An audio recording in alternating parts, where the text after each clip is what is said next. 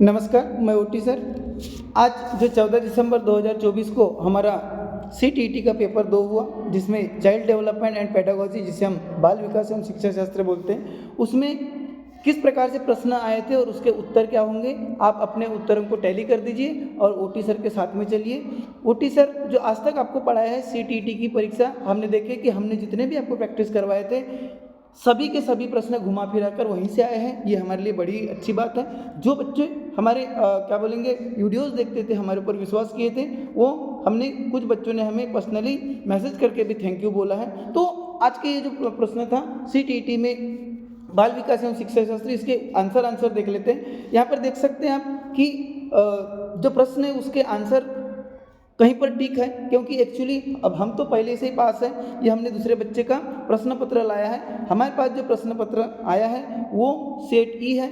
आपका कोई भी सेट हो, बस प्रश्न का जो सीक्वेंस है वो आगे पीछे हो सकता है। तो चलो देखते हैं। जैसे हमारा सेट ई था, इसके आंसर क्या होंगे। आपका अगर सेट एफ होगा, जी होगा, एच होगा या कुछ भी होगा, बस उसका सीक्वेंस क्या होगा, उल्टा पुल्टा हो सकता है या आगे पीछे हो सकता है, आप चेक कर लीजिए। तो यहाँ पर पहला जो क्वेश्चन दिया था कि 12 साल की जो अमाना नाम की जो लड़की है वो हर बार डर जाती है जब शिक्षिका उसे ब्लैक बोर्ड पर गणित की समस्या का जवाब देने या हल करने के लिए कहती है, क्योंकि उसे डर है कि शिक्षिका उसे डांटेगी और वह शर्मिंदा होगी। और उसका जो रीज़न है, कारण है, वो भी दिया है। जब छात्र असुरक्षित और चिंतित महसूस करते हैं तो उसकी शिक्षा पर प्रतिकूल प्रभाव पड़ता है। अब यहाँ पर इसका जो अगर आंसर देखेंगे, तो यहाँ पर जो पहला जो है हमारे जो अभिकथन है, असर्सन है, वह भी सही है और इसका जो रीजन है वह भी सही है। तो इसका सही जवाब क्या होता है, और उसका जो असर्सन है वह आर का सही व्याख्या भी करता है। इसलिए हमारा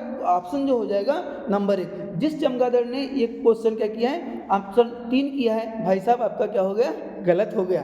तो इसका सही आंसर क्या होगा, ऑप्शन नंबर 1 होगा। तो अब आप बोलोगे कि वोटी सर आप ये प्रश्न क्यों पढ़ रहे हैं। इसलिए पढ़ रहे हैं क्योंकि हर किसी के पास में, हमने अभी बोला है कि हर किसी के पास में क्या होता है, क्वेश्चन पेपर अलग होता है। क्वेश्चन पढ़ने से आप क्या कर सकते हैं, आप अपने क्वेश्चन को टैली कर सकते हैं। तो दूसरा क्वेश्चन यहाँ पर देखते हैं, एक समावेशी कक्षा में शिक्षक क्या करता है। एक समावेशी कक्षा में शिक्षक क्या करता है, जो हमें इंक्लूसिव क्लासरूम बोलते हैं। आपने देखा होगा, ये ऑलरेडी हमने अपने इसमें कराया हुआ है। ये यहाँ पर जिस भी भाई साहब का है, बहन जी का तो नहीं है, भाई साहब का ही है। ये जिस भी भाई साहब का है, उन्होंने जो चौथा लिखा है, ये तो बिल्कुल ही क्या है जी, गलत आपने करके आ गए जी। तो क्या करता है, एक जो समावेशी कक्षा में शिक्षक क्या करता है, तो बच्चों की विभिन्न आवश्यकताओं के अनुरूप पाठ्यचर्या और शैक्षणिक रणनीतियों को संशोधित करता है। यानी अपना जो करिकुलम रहता है और पेडागोजिकल स्ट्रेटेजीज रहता है उसको मॉडिफाई करता है। तो सर पट से बता दो ना जी आंसर क्या होगा, तो आंसर इसका 3 होगा। ठीक है, उसके बाद में नेक्स्ट क्वेश्चन देखते हैं। अभी हम इतना ज़्यादा समय नहीं लेंगे। यहाँ पर भी देखिए एक वर्ग समावेशन का एक उदाहरण है, क्योंकि यहाँ पर देखिए हिंदी और अंग्रेजी दोनों के क्या दिए हैं, ट्रांसलेशन दिए या दोनों लैंग्वेजेस में हमारा क्वेश्चन दिया है। तो यहाँ पर हम देख लेते हैं कि सही विकल्प चुने। यहाँ पर बोला है किसके लिए, वर्ग समावेशन का एक उदाहरण है। यहाँ पर भी क्या दिया हुआ है, असर्सन यानी अभिकथन और रीजन दिया हुआ है। तो यहाँ पर देख लेंगे कि लोकेश को एक संकल्पना, दिल्ली को दूसरी संकल्पना, भारत के उप समूह के रूप में वर्गीकृत करने में परेशानी होती है। अब यहाँ पर देखिए, ये अगर ऐसा बोला है, वर्गीकरण करने में क्या हो सकता है, परेशानी हो सकती है। चलो ठीक है। उसके बाद में दूसरा बोला है, यह समझना कि भावनाएं स्मृति और सीखने को कैसे प्रभावित करती है और स्व विनियमित सीखने को संसाधित कर सकती है। ये जो रीज़न इसका, यह रीज़न भी सही है, मगर ये है जो असर्सन है इसका, ये जो रीज़न है ये सही व्याख्या नहीं करता। इसलिए इसका जो सही आंसर हो जाएगा वो क्या हो जाएगा, ऑप्शन नंबर 2 हो जाएगा। किसने किया है आप हमें कमेंट्स करके भी बता सकते हो। लास्ट में आप जितने भी क्वेश्चंस हैं वो आप बता देंगे। जीन पियाजे साहब, हमने तो बोला था जीन पियाजे आते ही आते वो जीन की तरह हमारे पीछे लग जाते। तो जीन पियाजे का जो संज्ञानात्मक विकास के सिद्धांत के अनुसार ये जैसा का वैसा प्रश्न हमने क्या किया था, डिस्कस किया था। अब यहाँ पर देखो, जीन पियाजे के संज्ञानात्मक विकास के सिद्धांत के अनुसार यहाँ पर देखिए जीन पियाजे बड़े ही क्या थे, क्या बोलेंगे, पॉजिटिव विचार रखने वाले थे। अब यहाँ पर कोई भूमिका नहीं निभाते, नहीं वाला तो काम ही नहीं उनका। उसके बाद में यहाँ पर दूसरा बोला, सीखने के अनुभव बच्चों के संज्ञानात्मक प्रक्रिया के वर्तमान समाधान स्तर पर निर्भर करते हैं, ये तो उन्होंने बोला है। उसके बाद में यहाँ पर याद करने की प्रक्रिया, बिल्कुल याद करने में उन्हें कोई दिलचस्पी नहीं थी या याद करने पर उन्होंने भर नहीं दिया। कोई भूमिका नहीं बताई, ये भी बोला था, इसलिए इसका भी आंसर क्या हो जाएगा, जो जीन पियाजे साहब का जो क्वेश्चन आया था उसका सही आंसर क्या होगा, ऑप्शन नंबर 2 हो जाएगा। भाई साहब आप अपना क्या करेंगे, आपको अगर लगता है तो इसका डिटेल हम बताएंगे। बस आज के दिन में क्या करते हैं, हर किसी को, क्योंकि आप तो अपनी बाजी मार कर आए हैं, अभी आपको सिर्फ क्या करना है कि प्रश्न के सही उत्तर क्या होना चाहिए ये देखना है। तो हम देखते हैं प्रश्न 5वें की तरफ जाते हैं। ये अभिकथन दिया है या असर्शन दिया हुआ है, उसका रीजन दिया है। एक समावेशी कक्षा में सभी पाठ्यचर्या अनुकूलन के शैक्षणिक मानकों को विशेष बच्चों के लिए निम्न स्तर करने के लिए निर्देशित किया जाना चाहिए। ये तो बिल्कुल नहीं कर सकता। उसके बाद में कारण दिया है, विशेष बच्चों की मुख्य धारा की कक्षा में सीखने की कोई संभावना नहीं है, बिल्कुल ये भी गलत है। तो यहाँ पर अगर देखेंगे कि ये असर्शन भी गलत और रीजन भी गलत, दोनों गलत कहाँ पर दिया है, तो ऑप्शन नंबर 4 ये और आर दोनों गलत, इसलिए इसका सही आंसर क्या हो जाएगा, 5वें का सही आंसर 4 हो जाएगा। बस आप क्या करिएगा, आपके जो प्रश्न का जो सेट है वह सेट आप सिर्फ टैली कर लीजिए। उसके बाद में नेक्स्ट प्रश्न यहाँ पर दिया हुआ है कि 10 साल की काकुली गणित के एक कठिन सवाल से जूझ रही है। 10 साल की एक काकुली है, वह गणित के एक कठिन सवाल से जूझ रही है। उसकी समस्या समाधान कौशल को बढ़ाने के लिए उनकी शिक्षिका क्या कर सकती है। आप अगर शिक्षक या शिक्षिका अगर करते तो क्या करते, तो यहाँ पर जिन्होंने भी जो आंसर दिया है वो सही दिया है कि कोशिश करते रहने के लिए उसे प्रोत्साहित करें और ज़रूरत पड़ने पर आलम्बन प्रदान करें। ये तीसरा ऑप्शन इसका बिल्कुल ही सही होगा। हाँ सही करे भाई साहब आपने, हाँ ठीक है। उसके बाद में नेक्स्ट क्वेश्चन देखते हैं कि यहाँ पर ये बोला कि फिर से देखो, ये हमारे लेव वाइगोत्स्की साहब आ गए। लेव वाइगोत्स्की के सिद्धांत का पालन करते हुए एक शिक्षक को क्या करना चाहिए, तो यहाँ पर हम सीधा आंसर देख लेंगे कि अपने विद्यार्थियों के साथ पारस्परिक अध्ययन का पालन करना चाहिए। यह किसने बोला है, लेव वाइगोत्स्की ने बोला है, ये शिक्षक ने करना चाहिए बोला, इसलिए ऑप्शन नंबर 4 आ जाएगा। उसके बाद में नेक्स्ट हम देखते हैं प्रश्न कि जो नेक्स्ट प्रश्न है 8वें नंबर का जो प्रश्न है वो क्या बोला है कि यहाँ पर क्या आ गए, लॉरेंस कोहलबर्ग आ गए। उनके सिद्धांत के बारे में निम्नलिखित में से कौन सा कथन सही है, सही वाला कथन आपको बताना है। तो यहाँ पर उन्होंने ये बोला है कि यह बच्चों को दुविधात्मक स्थितियाँ प्रस्तुत करता है। यह उनका विधान क्या है, बिल्कुल सही है। उसके बाद में ऑप्शन नंबर 3 हो जाएगा। उसके बाद में जो 9वां क्वेश्चन था उसका क्या आंसर होगा, तो यहाँ पर जो हावर्ड गार्डनर है, कौन से साहब, हावर्ड गार्डनर जो साहब है, उनके बहुबुद्धि सिद्धांत का प्रस्ताव है कि, अब ये सारी चीज़ें हमने करवाया था। जो भी बच्चे ओटी सर का वीडियो देखकर ये आंसर को टैली कर रहे हैं वो समझ जाएंगे कि हमने जो पढ़ाया था वही आया है। तो यहाँ पर हावर्ड गार्डनर साहब का जो बहुबुद्धि सिद्धांत का प्रस्ताव है कि बुद्धि समय के साथ बदलती है, उन्होंने बोला, इसलिए ऑप्शन नंबर 1 ही क्या रहेगा, इसका सही जवाब रहेगा। उसके बाद में नेक्स्ट प्रश्न देख लेते हैं कि निम्न में से कौन सा प्रदर्शन लक्ष्य अभिविन्यास का एक उदाहरण है। अभिविन्यास का एक उदाहरण है, तो यह जो एक छात्र अच्छा ग्रेड पाने और दूसरे से बेहतर होने के लिए कड़ी मेहनत करता है, ये क्या है, यह क्या है, लक्ष्य अभिविन्यास का एक उदाहरण है, इसलिए ऑप्शन नंबर 2 इसका क्या होगा, सही आंसर हो जाएगा। आप फाइनल जब आंसर की आएगी वो भी चेक कर लीजिएगा, वो टीचर जो भी बोलते हैं सटीक आंसर देते हैं, ठीक है। उसके बाद में नेक्स्ट प्रश्न देख लेते हैं हम कि नेक्स्ट प्रश्न क्या बोला है कि अधिगम के सार्वभौमिक अभिकल्प में क्या शामिल नहीं है। यहाँ पर देखिए भाई साहब, हाँ बहन जी देखिए, नहीं है, क्या शामिल नहीं है। तो यहाँ पर देखिए शिक्षार्थियों के नामीकरण और वर्गीकरण के विभिन्न रूपों को लागू करना, शिक्षार्थियों क्या, यहाँ पर देखो शिक्षार्थियों के नामीकरण और वर्गीकरण के विभिन्न रूपों को लागू करना यह शामिल नहीं है, इसलिए ऑप्शन नंबर 4 इसका क्या हो जाएगा, सही जवाब हो जाएगा।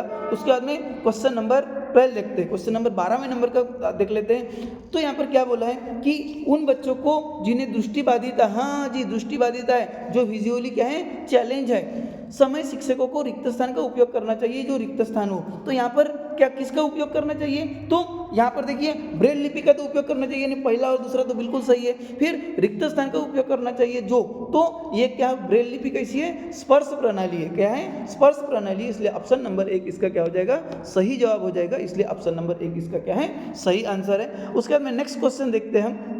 13वां प्रश्न आप ढूंढ लीजिए, हमारे पास में सेट ई है, हमारे पास में क्या है, सेट ई है, आपके पास का सेट आप टैली कर लीजिए। तो यहाँ पर 13वां प्रश्न ये बोलता है कि विकास के रिक्त स्थान आयाम के तहत भावनाओं, आत्मधारणा तथा परिवारों, साथियों और दोस्तों के साथ पारस्परिक संबंधों में परिवर्तन का अध्ययन किया जाता है। भौतिक, संज्ञानात्मक, भाषाई या मनोसामाजिक। आपने क्या करके आए? तो अगर मनोसामाजिक करके आए तो बिल्कुल सही करके आए। इसका ऑप्शन नंबर 4 क्या है? सही जवाब है। उसके बाद में नेक्स्ट क्वेश्चन देखते हैं 14वें नंबर का। और इन्होंने ये बोला कि निम्नलिखित में से किस विधि में शिक्षक और विद्यार्थी अपनी भूमिकाओं का विनिमय करते हैं? आप ये मत बोलना सर जब बहुत जल्दी जल्दी बोलते हो जी। अजी इसलिए बोलते हो, आपने जो करना था भाई साहब, जितने भी आपने गुल खुलाना था खिला लिए हो। अभी आपको सिर्फ क्या करना है? आंसर चेक करना है। तो निम्नलिखित में से किस विधि में शिक्षक और विद्यार्थी अपनी भूमिकाओं का विनिमय करते हैं? अनुकूलन, वर्णनात्मक, ग्रहणशील या पारस्परिक?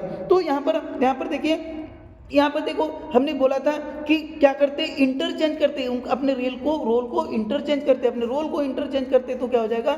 पारस्परिक अध्ययन हो जाएंगे। इसलिए ऑप्शन नंबर 4 इसका सही जवाब होगा। उसके बाद में नेक्स्ट क्वेश्चन देखते हैं। नेक्स्ट क्वेश्चन क्या बोलता है कि व्यवहारिक रुचियाँ, दृष्टिकोण, कौशल, व्यक्तित्व और क्या क्या दिया हुआ है अलग, जिन्हें एक संस्कृति जेंडर के अनुरूप उपयुक्त मानती है, उन्हें रिक्त स्थान के रूप में संदर्भीय किया जाता है और यह रिक्त स्थान होता है। अब इसका आंसर आपने क्या करके आए दीदी? तो जिन बच्चों ने भी इसका आंसर ऑप्शन नंबर 1 करके आए वो बिल्कुल सही है। जेंडर भूमिकाएं और दूसरे में आएगा सांस्कृतिक रूप से परिभाषित होते हैं। तो उसके बाद में हम नेक्स्ट देखते हैं प्रश्न 16वां। प्रश्न 16वां क्या बोला है कि भाषा और सोच प्रक्रिया के बीच संबंध का प्रस्ताव रखते हुए लेव वाइगोत्स्की ने निम्नलिखित में से किस रूप में भाषा को अवधारणाबद्ध किया है? अब यहाँ पर इसका आंसर आपने किसने किया है? अब बोले सर हमने 4 नंबर किए जी, कैसा होगा जी? गलत होगा। तो इसका सही आंसर क्या होगा कि आपने अगर भाषा एक सांस्कृतिक उपकरण है जो संज्ञान को कई तरीके से सुगम बनाती है, ये अगर लिखा है तो बिल्कुल क्या लिखा है? सही लिखा है। हाँ जी बिल्कुल सही है। बोलकर थक गए कि थोड़ा सा ध्यान दीजिए, हमने जो पढ़ाया था वही आ रहा है, देखिए। हाँ, उसके बाद में नेक्स्ट देखते हैं कि निम्न में से कौन सा एक ऐसे प्रश्न का उदाहरण है जो विवेचनात्मक सोच को बढ़ावा देता है? विवेचनात्मक सोच को यानी सोचने की ताकत। अब द्वितीय विश्व युद्ध किस वर्ष समाप्त हो? यहाँ तो याद करना है, रटने वाला काम है। द्वितीय विश्व युद्ध में कौन से देश? ये भी रटने वाला काम है। द्वितीय विश्व युद्ध के फैलने में किन कारकों का योगदान था? यहाँ पर आप क्या करोगे? विवेचना करोगे, सोचोगे। और द्वितीय विश्व युद्ध के दौरान जर्मनी का नेता कौन था? ये भी याद करने वाला है। इसलिए ऑप्शन नंबर 3 क्या है? सही जवाब है। अब ज़्यादा हम डिटेल में नहीं बताएंगे, पटपट बताते हैं। हाँ, तो नहीं तो आप बोलोगे आता ना जाता बड़ा बातें करते हैं वो टीचर। ठीक है, कोई बात नहीं। तो यहाँ पर अभिसरण यानी असर्सन है और इसका रीजन दिया है। अब क्या दिया हुआ है कि लड़कों की तुलना में लड़कियां में सामाजिक और सांस्कृतिक कारकों से अधिक प्रभावित होने की जन्मजात प्रवृत्ति होती है। ये क्या दिया हुआ है? अभिकथनीय। ऐसा बिल्कुल नहीं होता जी, दोनों में होती है। तो ये तो गलत हो गया। अब रीजन देख लेते हैं। लड़कियां आनुवंशिक रूप से लड़कों की तुलना में अधिक संवेदनशील और भावनात्मक रूप से कमजोर होती है, जिनके कारण उनकी सामाजिक अपेक्षाओं के अनुरूप होने की संभावना अधिक हो जाती है। बिल्कुल ये भी गलत है। तो आंसर कहाँ पर आ जाएगा सर? आपने अगर ऑप्शन नंबर 4 किया तो बिल्कुल सही किया। ठीक है, इसका आंसर क्या होगा? ऑप्शन नंबर 4 होगा। अभी यहाँ पर देखिए, हम जो प्रश्न क्रमांक 19 है, यहाँ पर आपने कौन से घोड़े मार कर आए ये हम देख लेते हैं। एक शिक्षिका छात्रों के उनके पूर्व ज्ञान को नई संकल्पनाओं से जोड़ने के अवसर प्रदान करके अपनी कक्षा में सार्थक सीखने व विवेचनात्मक सोच को सक्षम बनाना चाहती है। निम्नलिखित में से कौन सी शिक्षण रणनीति सबसे प्रभावी होगी? तो यहाँ पर आपने कौन सा लिखा जी?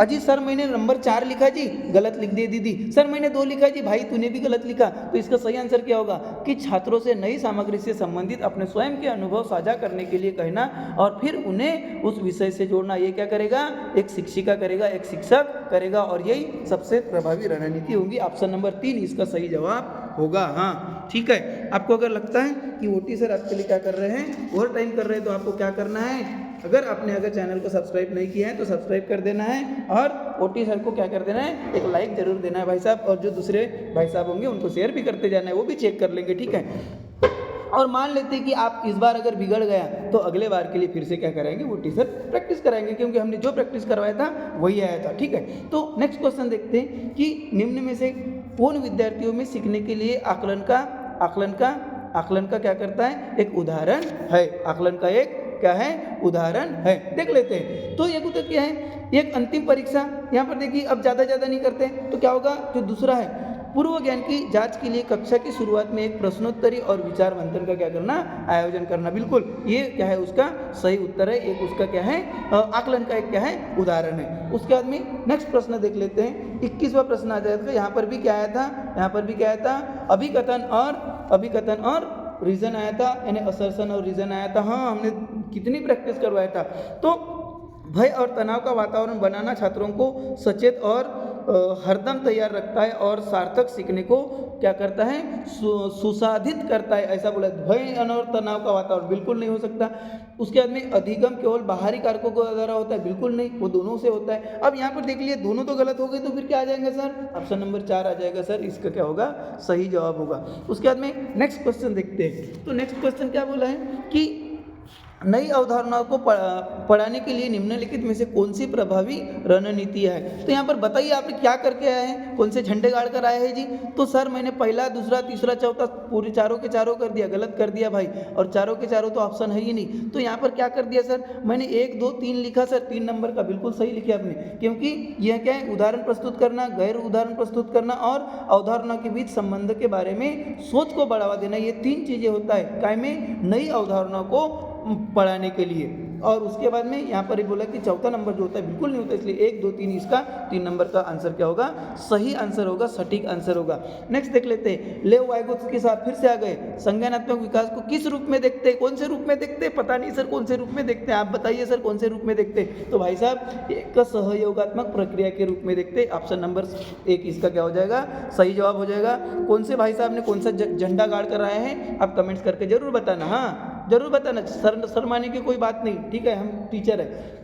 तो आप एक शिक्षक हैं जो अपने छात्रों को आलोचनात्मक व रचनात्मक, ये वाला प्रश्न, इसका क्या आंसर लिखे हो सर, जल्दी जल्दी बताओ जी, दूसरे भी तो सब्जेक्ट का करना है, फटाफट करेंगे, मगर इसका बताइए आपको कौन सा करें। अगर आपने इसका सर ऑप्शन नंबर 2 करें कि छात्रों के उनको अपने समाधान खोजने के लिए खुले सिरे वाले प्रश्न प्रदान करें, तो क्या होगा कि उन्हें रचनात्मक रूप से सोचने के लिए प्रोत्साहित करेगा, इसलिए ऑप्शन नंबर 2 इसका क्या होगा, सही जवाब होगा। उसके बाद में बिल्कुल ही मजाकी, बिल्कुल ही अच्छा क्वेश्चन आता है कि फिजा एक नाम की लड़की ने विश्लेषण किया है कि उसे विषय Z सीखने की तुलना में विषय X सीखने में अधिक समस्या आती है, क्योंकि वह विषय Z में रुचि रखती है और उस पर ध्यान केंद्रित रखती है। निम्नलिखित में से कौन सी संरचना फिजा की सोच को विश्लेषण करने की क्षमता का वर्णन करता है। बताओ भाई साहब। हाँ, माँ के लाडले क्या क्या करके आए हो जी। हाँ भाई साहब बुरा मत मानिएगा, क्योंकि गला चिल्ला चिल्ला कर थोड़ा सा क्या हो गया, खराब हो गया, थोड़ा सा मौज मस्ती में देख लेते हैं। तो आपने क्या करे बड़े भाई साहब, तो सर मैंने संज्ञानात्मक संघर्ष किया हो जी, बिल्कुल सही किया दीदी आपने। तो ऑप्शन नंबर 4 इसका क्या होगा, सही जवाब होगा। उसके बाद में नेक्स्ट क्वेश्चन देखते हैं। अरे दुनिया में क्या गम है भाई साहब, हंसी खुशी पढ़ो, ठीक है। तो उसका बाद में देखते हैं कि निम्नलिखित में से कौन सा कथन नैदानिक आकलन के उद्देश्य का उपयुक्त वर्णन करता है। अब इसका आंसर क्या आप बना कर आए जी, क्या फेंक कर आए जी, किसको गोला मार कर आए जी, आप बताइए तो, किसको गोला कर मार कर आए। सर मैंने 1 नंबर को गोला मारी जी। दीदी आपने गलत कर दी जी, आपने इसको 4 नंबर को गोला मारना था जी। तो 4 नंबर के क्या है कि यहाँ पर ये बोलता है कि नैदानिक आकलन के उद्देश्य कौन सा उपयुक्त वर्णन करता है, तो उन क्षेत्रों की पहचान करना जहां विद्यार्थियों को अतिरिक्त सहायता या निर्देश देने की आवश्यकता हो सकती है। इसका सही जवाब है दीदी। हाँ चलो ठीक है, नेक्स्ट देख लेते हैं। उसके बाद में हालांकि अंतर समूह व्यक्तिगत भिन्नताओं की संभावना मौजूद है, फिर भी स्वलीनता वाले अधिकांश विद्यार्थी, आपने इसका क्या करके आए, क्या करके आए, कौन सा झंडा गाड़ कर आए सर, 1 नंबर करके आए जी, बिल्कुल 1 नंबर किया आपने, क्योंकि उन्नत सामाजिक भावनात्मक पारस्परिक की उपलब्धि प्राप्त करते ही इसका सही जवाब है, बिल्कुल सही करे। हमेशा आप गलत थोड़ी होने वाले, हमेशा आप सही रहेंगे। हाँ जी हाँ।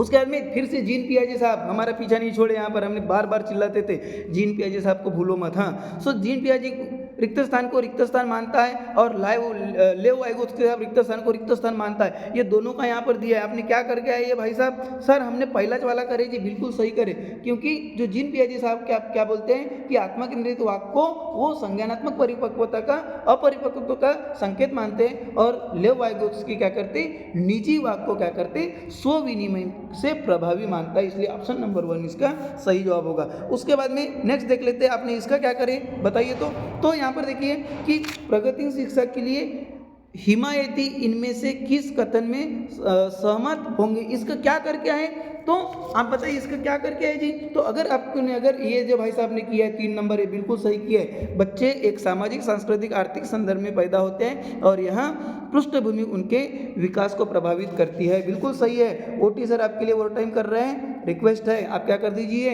दीजिए, अरे भाई साहब नए अगर होंगे तो सब्सक्राइब कर लीजिए। तो यहाँ पर फिर से अधिक कथन आया है, हाँ असरसन आए हैं। प्रत्येक बच्चे को खेलने, प्रयोग करने और अपनी दुनिया की खोज करने के अवसर मिलते हैं और उसका कारण दिया है बचपन एक सार्वभौमिक निर्माण है। क्या करके आए जी आपने, तो यहाँ पर देखिए ये जो प्रत्येक बच्चे खेलने, प्रयोग करने और अपनी दुनिया की खोज करने के अवसर मिलते हैं, ये तो बिल्कुल सही है। और बचपन एक सार्वभौमिक निर्माण है, ये भी बिल्कुल सही है। तो ये दोनों अगर सही है और ये जो असरसन है ये आर क्या करता है, सही व्याख्या भी करता है, इसलिए ऑप्शन नंबर 1 इसका सही जवाब होगा। इसी प्रकार से दूसरे भी सब्जेक्ट की जो आंसर की हमारे पास में अवेलेबल है, फटाफट हमारे सोशल चैनल ओटी सर के क्या करिए, टीईटी और सीटीईटी वाला जो हमारा जो प्ले लिस्ट है वहाँ पर जाइए और पूरे सब्जेक्ट के क्या कर लीजिए, आंसर के देख लीजिए। अपना ध्यान रखिए, नमस्कार।